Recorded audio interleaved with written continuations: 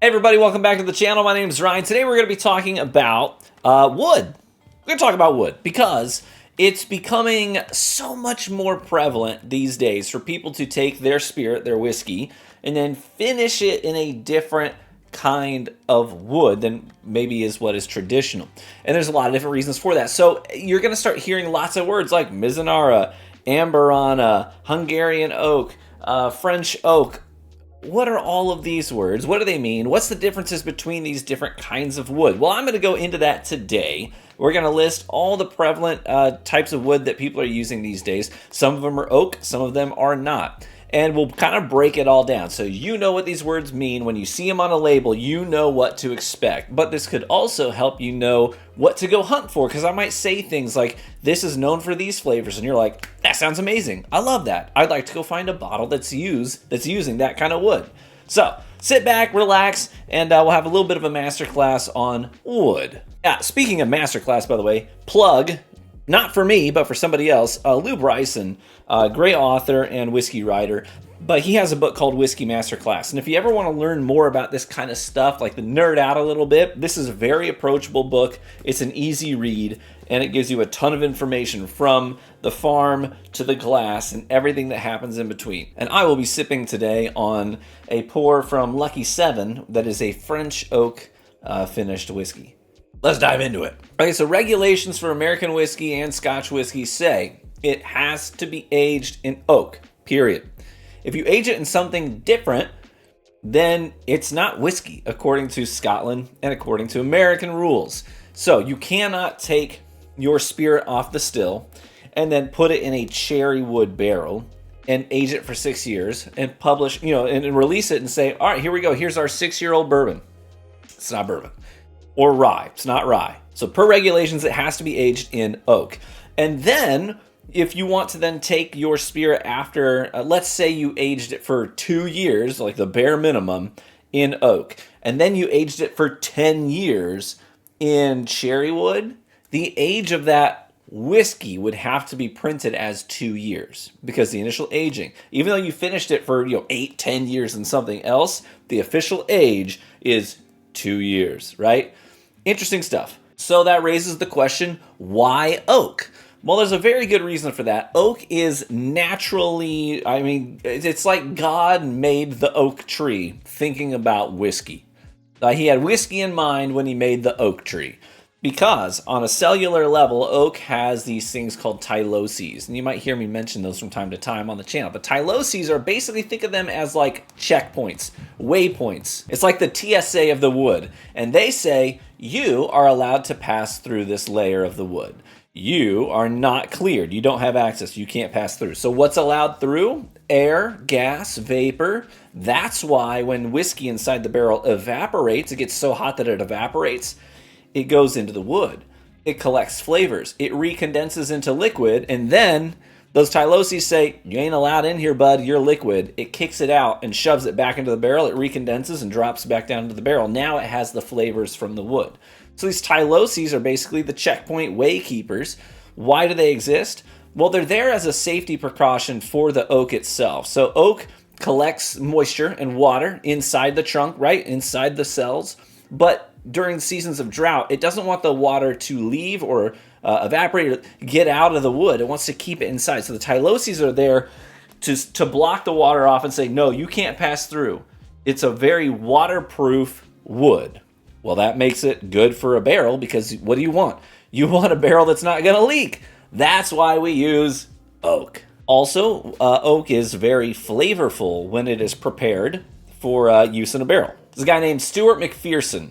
His official title was Master of Wood at the Macallan. You Scotch enthusiasts might be like, ooh, Macallan. Yeah, Stuart McPherson used to be their Master of Wood. Why do they even have that title? Well, he did a lot of research and he was well funded to do a lot of research. He came to the conclusion that most of the flavor of your whiskey comes from the barrel, even if it was finished in something. So if you finish it in like a sherry cask, he would argue you're getting more flavor from the barrel, that second barrel, than you are from the sherry that was in it. You'll get some sherry, but you're getting more flavor compounds in your whiskey from that second barrel, the wood itself, than you are from the sherry that was in it. Whether you believe that's true or not, you cannot argue the fact that oak has a lot of flavor in it. Now let's talk about that flavor. Let's break it down by the different species of oak that we use. Let's kick things off with white oak. This is Quercus alba. This is what we use in bourbon. Okay, basically every bourbon barrel is made out of American white oak. Comes from forests in Arkansas and Missouri predominantly, as well as a multitude of different places, but that's where most of it comes from. American white oak is quarter sawn. And you might be like, what does that mean? So if you don't know how sawing and quartering, all that stuff works. So quarter sawing, let's say you have a log, right? Like this, up and down log. Let's turn it on its head. So now you're looking at the circular part. So it's stretching back this way. Now you're looking at the circular part. To quarter saw it, we're going to cut it in half. So now we have two semicircles. Then we're going to cut it in half again this way. So now we have these 4 quadrants, right?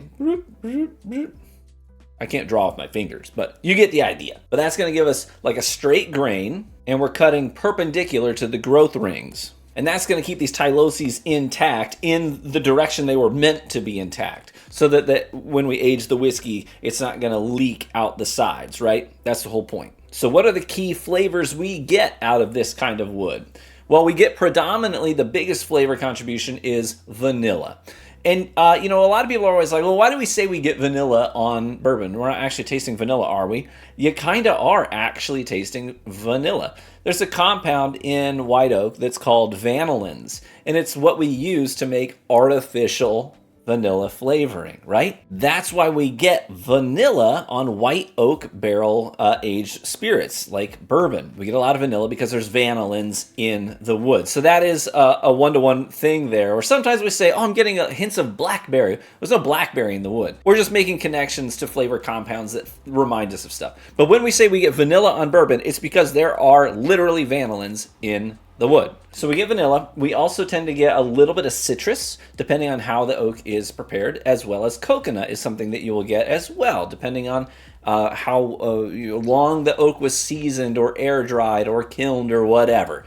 So coconut can come through as well. And when we char white oak, what we also do is we create a natural filter that takes out sulfuric compounds in corn whiskey like bourbon. That's why we use white oak to age our bourbon. Because if we don't use white oak, we might get these nasty sulfuric flavors in our whiskey. So, white oak, we get that one out of the way first. Why? Because everything is aged in white oak, more or less. Almost every whiskey you have, aged in white oak. And since in America we can only use that barrel once for our primary aging, then we need to make more money off of that barrel so it's not just a sunk cost. What do? We sell it, usually to Scotland, and that's what they age their Scotch whiskey in, is oak that we've already used. That's why their whiskeys tend to be a little bit softer and have more manners. They don't have as much bite, because we already stripped a ton of the bite out of the wood, and now they get used wood that's softer and a little more seasoned. So it depends on your palate and what you like. Now we move on to French oak, right here.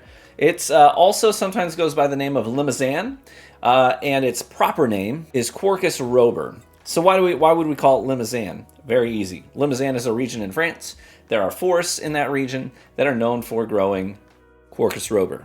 Limousin, French oak. Now, French oak is only recently started to be used in whiskey flavor creation, because most of Quercus robur, almost all of it, goes directly to the wine industry. So the wines that we drink that come from Europe, almost all of that is aged in French oak. Also things like Armagnac, Cognac, Sherry, Port, Madeira, that's aged in Limousin French oak. And the reason why winemakers like it is because French oak has much higher levels of tannins in it than white oak does, American white oak. So way more tannins. Tannins, obviously, if you're a wine drinker, a big part of what makes wine what it is the level of tannins in the wine. So they like that. But now, whiskey drinkers or whiskey producers are starting to pick up on that, and they're like, hey, we kind of like the flavors of that French oak. Can we get some of that too, right? They're sort of trying to get their hands in there and say, can we get some of them staves, please? Now, Limousin French oak has a very tight grain to it, so it has to be split instead of sawn. Now, the key flavors that we tend to get out of French oak tend to be things like dried fruit, leather, and then like baking spices. So they make for really good holiday pours. French oak makes for good holiday whiskeys. Now we move on to Hungarian oak. The proper name for Hungarian oak is Quercus petrea. Obviously, it grows in Hungary, forests in Hungary. Now, French oak and Hungarian oak, sometimes they overlap, they intermingle, they grow in the same regions as well. But mostly, Hungarian oak grows in Hungary. And it's known to be the opposite of French oak, very, very low levels of tannins in Hungarian oak. And there's actually some guys in our Discord who really like Hungarian oak finished whiskeys and have sent me some of theirs. Now, instead of being known for specific flavors, Hungarian oak is actually better known for the aromatics. It's a very aromatic wood. If you ever were, I'm told, I've not been myself, so I can't say firsthand, but I'm told that if you ever go to a lumber yard with Hungarian oak, you can smell it thick on the air. Things like potpourri and floral notes in the air. So a Hungarian finished whiskey might be really powerful on the nose. Next, we move on to Quercus garryana, which is Oregon oak. Now, there's not a lot of people using Oregon oak to make their barrels or finish their whiskeys in. Why? Because it was severely over-harvested, and it's now very much in danger of being completely wiped out. So it's a very protected wood at this point. So most of the barrels that are being made with Oregon oak right now are usually from planks that were, from trees that had already been felled before they started to be protected, and now they're just sitting in a lumber yard, and they're hard to find. But if you get your hands on it and you want to make a barrel out of it, you can do so. Or you have to pay a big premium on a freshly cut, tree that is immediately replaced, right? And so it's a very pricey endeavor. So not a lot of people using Oregon oak, but of them, I'm gonna grab the bottle. Westland, if you've ever heard of Westland, they have Garryana, American single malt that they do, and I don't know the price of it off the top of my head, but I would imagine that it's a bit more of a pricey offering because of the investment cost of getting their hands on Oregon oak. But native to the Pacific Northwest of America, and it has tons of tannins in it. I mean, tons. The level of tannins in this oak is off the charts. But because of that, it can be extremely astringent, not very palatable. So Oregon oak, because of all the tannins that are in it, it has to be aged way longer in the lumberyard, right? It's got to season in the open air much longer so that the astringencies, those tannins, can break down over time. It's basically a good fungus that gets a hold of the wood as it's out in the open air, and it breaks those things down, kind of eats them, and then it can be used. So you have to wait much longer before you can even get your whiskey in Oregon oak. But the key flavor notes on Oregon oak are really interesting. You tend to get really tangy, fruity notes. In fact, some whiskey writers consistently say that they get barbecue sauce off of Oregon oak, kind of smoky and tangy and fruity all in one. So if you ever have the opportunity at like a special bar or something, they have a Garryana finished whiskey, try it, just to try it and see if you get those notes too. Next up, let's talk about Mizunara oak. It's gaining a lot of popularity lately. This is Japanese oak, comes from Japan. Fred Minnick, I'm pretty sure, don't quote me on this, but I'm pretty sure in his top 100 this year, the barrel Mizunara finished bourbon made like the top 25. I'm pretty sure, but don't quote me on it. But gaining a lot of popularity, gaining a lot of steam here in America. People are really liking bourbon finished in Mizunara. Let's talk about why. Now, the reason there's not a lot of Mizunara going around is because Mizunara oak takes about 5 times longer than American white oak to grow and mature. So in order for that tree to grow up, you have to wait 5 times longer than, a standard oak tree. And the wood is not easy to use because Mizunara oak is very, very porous. It's got a lot of holes in it, so it's prone to leakage. So because of that, to prevent the leaking, to offset that, we have to take much thicker cuts of the wood. So there's less of it to go around. But if you invest the time and the energy and the effort into getting good quality Mizunara staves, you can make a barrel and you get key flavors like sandalwood and spices. And a lot of people really like that sandalwood kind of a note and those baking spices and the way that that plays really well and offsets the sweetness of bourbon. That's why those things are going hand in hand lately, and people are really liking that relationship. Now, those are basically all of the oak variants that are being used right now and what they contribute. Now, as we mentioned, usually the whiskey is aged in white American oak first. Okay, that's what's most of the time that the whiskey is spending in a barrel, it's happening with white American oak. But these other oaks that we've just listed, you've got the French oak, Hungarian oak, Oregon oak, Mizunara oak. Usually we're finishing in those barrels because there's fewer of them to go around, and we want to recycle those barrels and pass them around and use them multiple times. Or what people will actually do is they'll take like French oak staves. They'll just take a plank of wood and they'll dip it in the barrel of white American oak. You got a barrel made of white American oak, take the head off, dunk the French oak stave in there, maybe connect it to a steel hoop of some, or a steel ring of some kind, dunk it in there, put the lid back on, let it sit in there for a while. So that's what's happening when you see things like stave finished, French oak stave finished. There is another kind of oak that has, they've done some experiments with. It's red oak. You may, if you're a woodworker, you may be asking, hey, we haven't mentioned red oak. There's a reason for it. Red oak gives flavors that are musty and stale, and the wood leaks a lot. So the only time people are really using red oak is when they're not using it as like, this is what we're doing with our whiskey.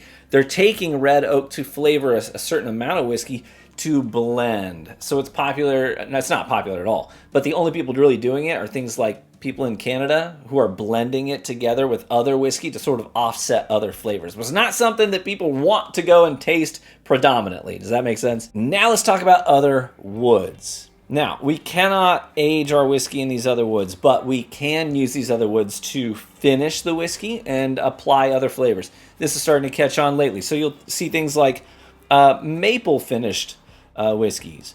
So maple wood, they say, tends to offer things like syrup and figs and caramel corn even, very sweet and kind of thick notes off of maple wood, which I suppose makes sense. And you'll see like maple stave finish, stuff like that. So you might see maple. You might also see there's some cherry wood. I think it was Bardstown recently did a thing with their rye where they finished their origin rye whiskey in a second barrel that used alternating staves, where every other stave in the barrel was like white American oak and then cherry wood.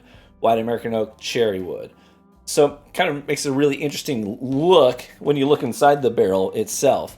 But cherry wood tends to give flavors of things like kind of dry wines and floral notes. And some people say cherry, but I think that's a little on the nose, and maybe it's one of those things where you're reading into the flavor, because cherries grow on cherry wood, obviously.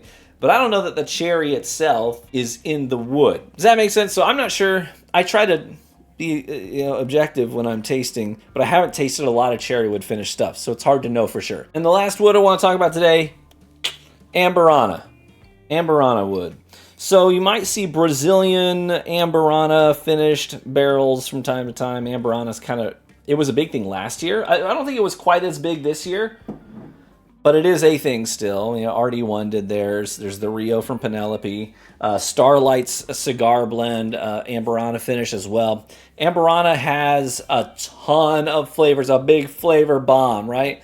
Brazilian wood, it's not oak, okay? It's important to know that. You might hear people say Amburana oak or Brazilian oak. It's not oak at all, okay? If you were to look at the tree itself, you'd look at it and be like, oh yeah, that ain't no oak. Doesn't look anything like one. I think the proper name is Amburana syriensis, something like that. I don't know. I'm not a scientist or an arbologist. Is that what they call them, an arbologist? I think that's right. Someone who studies trees? I don't know. I'm just talking out my butt at this point. But flavor bomb, lots of French toast and cinnamon on Amburana.